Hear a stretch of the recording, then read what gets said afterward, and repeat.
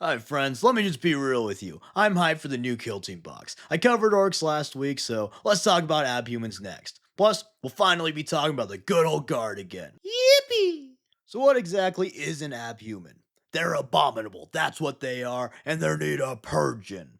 Unless they're useful, that is. But even then, they're still quite abominable. But taking off the silly pants for a second, abhumans are GW's excuse to put more fantasy races into 40k.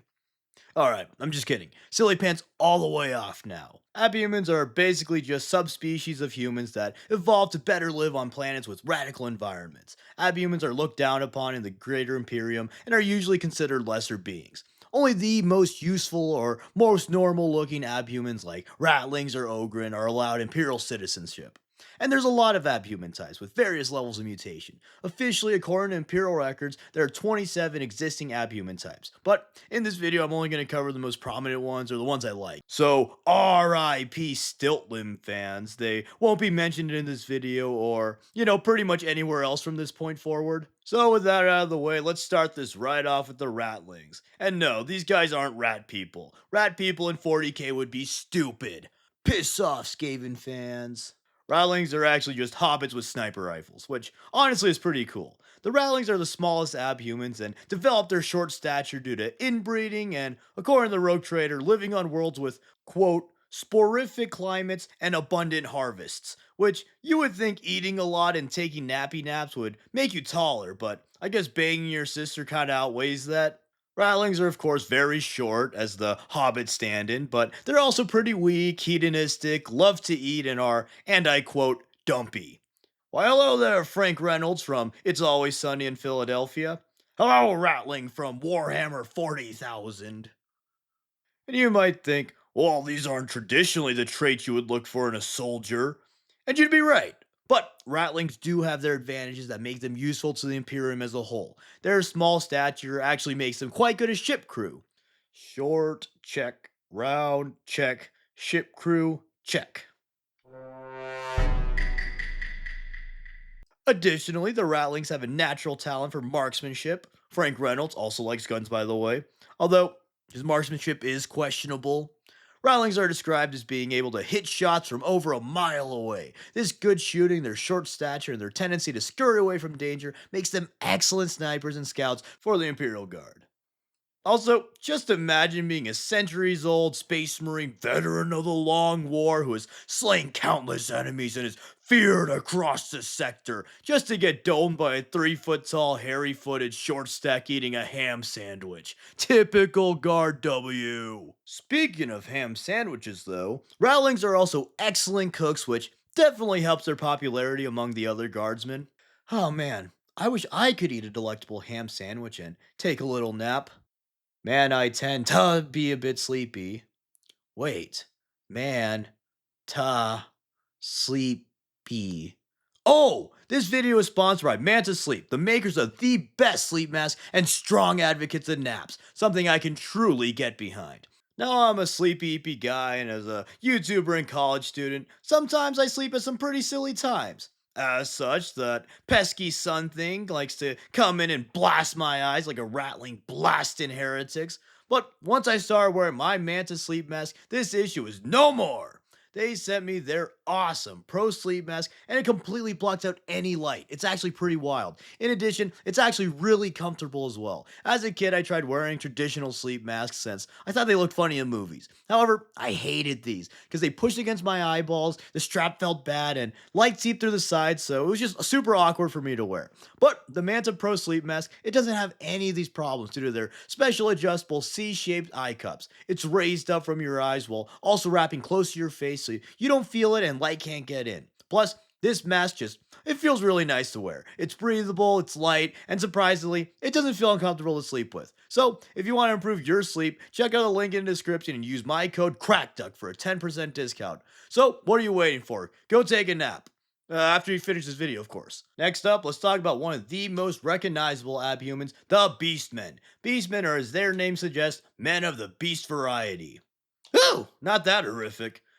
But the Beastmen, they're basically semi-feral goatmen, and their goatishness does tend to vary from beastman to beastman. For instance, there's more man looking beastmen and more beast looking beastmen, but generally they have the torso and arms of a man and the legs and head of a goat. Do you ever just look at a goat and think, man, that's pretty cool? Too bad those dumbass hoofs can't shoot an assault rifle, though. Well, if you had that insane thought, the Beastmen got you covered. From a combat perspective, the Beastmen actually have a great combo going for them. They're stronger than the average human and have beast like aggression, while also having the dexterity to use weapons and tools. However, from a haughty perspective, they're gravely lacking as they are generally perceived as gross, ugly monster men and are treated as such in Imperial society. In recent times, Beastmen have been mostly phased out of the Imperial Guard and are even being classified as Xenos by some Imperials. This, in conjunction with their natural aggression and feral instincts, makes them very susceptible to falling to the taint of chaos. Pfft, Abhuman and Chaos Worshipper? Sheesh! Pick a struggle, heretic. A righteous struggle, like being subjugated in the Imperium, that is. Now, for one of the most important abhumans, if not the most important abhuman, the Imperial Navigators are big blue alligator people who just love 3D technology. I'm just kidding, of course, although that would be pretty cool. Imperial navigators are the navigators of the Imperium and are immensely important. Usually they're pretty much regular humans other than the third eye, and this third eye is what makes them so dang valuable to the Imperium as a whole. This third eye allows the navigators to open a teensy tiny warp gate so they could peer into the warp and sense the Astronomicon's light, using the information they're able to do as their name suggests and navigate Imperial vessels through the treacherous immaterium. Navigators are bred in the ancient Navis nobility, and the Navis nobility is one of the few organizations with some autonomy from the greater Imperium due to its extreme importance. There are also a ton of inbreeding in these Navis houses since they want to preserve the Navigator gene. These recreations of the ancient Alabamian rituals of creation of course lead to some mutations in the abhumans. Mutation inception, if you will. Some are actually beneficial, but most of them just make the navigators into ugly, disgusting, yucky freakazoids.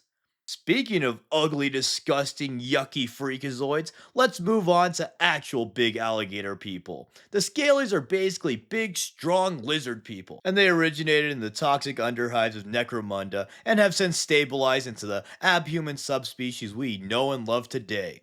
Except, I bet most of you didn't know about them until today. But that's okay, because I'm going to tell you about them right now.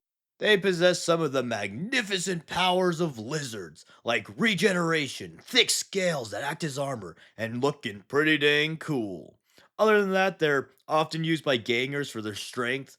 Other than punching things real good, these lizard dudes are also strong enough to carry big, vaguely pirate themed guns like spear launchers and giant blunderbusses called scatter cannons. Next abhuman on the list is Brad Pitt in Fight Club. Human, check. Ab, sextuple check. Next, another dude who likes to fight and is strong are everyone's favorite dum-dums, the Ogrins. Woo! The Ogrins are the strongest abhuman type, and these giants are often given giant guns and giant knives, thrown into giant fights, and are expected to make a giant mess. The Ogrins originate from human settlers on worlds with strong gravity, many of these worlds being prison worlds, which, again, just like Ratlings, this evolutionary path doesn't seem to make much sense. Being on a high gravity world should theoretically make the malnourished prisoners short and squat, not unlike the creatively named squats, another abhuman species. But whatever, the Ogrins are as stupid as they are strong, as loyal as they are stupid, and as strong as they are loyal. This makes them perfectly suited for frontline assaults and bodyguard positions. The Ogrins are usually given Ripper guns, which are giant shotguns made to be quote unquote Ogrin proof, so that the Ogrins can't break their own weapons, and it also allows the Ripper gun to work as a giant club. Which is nice since most Ogrins are masters of the ancient martial art of bonking someone on the head and breaking every bone in their body. So, with their great strength, Ripper guns, huge stature, and natural durability, the Ogrins are a terrifying foe up close.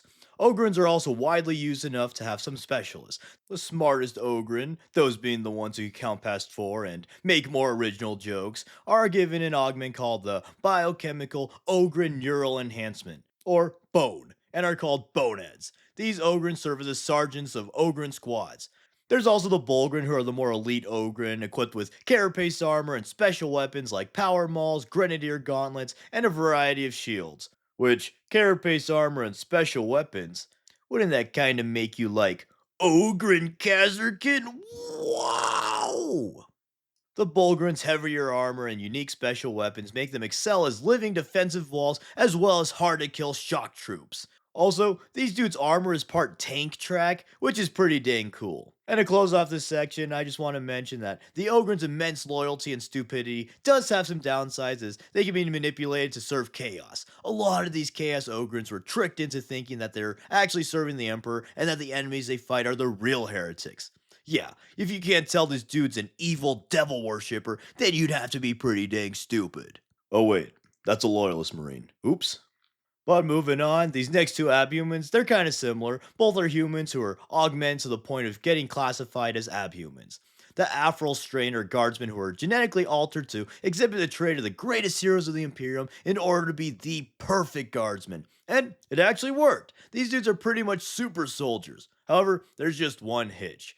They have cripplingly bad luck. And not just the typical lose your life savings and any chance of people loving you again at the casino, bad luck either. These dudes give the Lamenters a run for their money. Usually they'll complete a mission with flying colors, and then they'll randomly trip on a rock and die afterwards, or something stupid like that. Due to this flaw, all the Alpha Strain regiments have perished.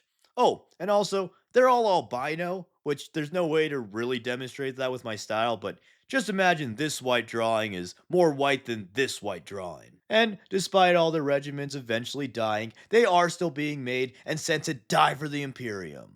And then, kind of similar to the Alpha Strain, there's the Gland Warriors, who are also heavily augmented super Freakazoid guardsmen. They were originally made to fight Tyranids and are actually super effective. They're kind of like mini Space Marines in that they get pumped with a bunch of drugs and then have extra organs implanted into them. Those organs mostly being glands that secrete even more drugs into them. And then, just like real crackheads, these dudes are monstrous up close, utilizing giant knives, las pistols, and their iconic dueling glaives. However, they're also hindered by the fact that, well, they're crackheads. They're working on crack strength, and at any time they can just overdose and drop dead. And they also have literal crackhead energy. And I'm not talking about the TikTok girl crackhead energy where they'll drive their Corolla in a circle at the local 7-Eleven and say, "Oh, I'm such a crackhead" to all their friends. No. Gland Warrior crackhead energy is ripping your face off, screaming at the top of your lungs about your God Emperor, and then using the aforementioned ripped off face to suffocate a Tyranid. Oh, and Gland Warriors also have the superhuman ability to be the only good looking model in the Inquisitorial Agents kit. And then, just because I know people will be mad if I don't include these, there's the Felinids. They're just cat person guardsmen. They're described as more agile and pretty lethal killers, but that's about all for them. And yeah, those are some of the most prominent abhumans. Oh wait, I forgot the squats! But them getting forgotten is lore accurate, so we're all good. Just kidding, I'll touch on them a bit. These are just dwarves. They lived in the galactic core, and due to high gravity and their frequent space travel, they adapted to be quite, well, squats. They like mining, battle trikes, and being misidentified by pretty much everyone. Most of them were killed by the Tyranids, but survivors mostly became the Leagues of Votan or Tau auxiliaries called Demiurge. But yeah, the Leagues of Votan will probably get a video sometime. Maybe. I mean, maybe they'll get another kit sometime as well. But yeah, those are the most notable abhumans. There's a lot more, but they're somewhat obscure or just boring. If I missed your favorite one, feel free to let me know in the comments. Also, let me know all your favorite funny Ogren moments. Big thanks to Manta Sleep for sponsoring this video. Be sure to click the link in the description and use code CRACKDUCK for a 10% discount and to up your napping power. And of course, thank you for watching, and thank you to all my patrons who help this channel grow and improve. I appreciate it greatly. And as always, please like, comment, subscribe, and consider sharing to all your abominable freakazoids. Thanks! Oh no, it seems as though I forgot the funny Ogren moments part of this video. Perhaps they'll have to get their own video to cover it? Maybe. I don't know. If you really wanted to comment, I really, really, really want funny Ogren moments, please!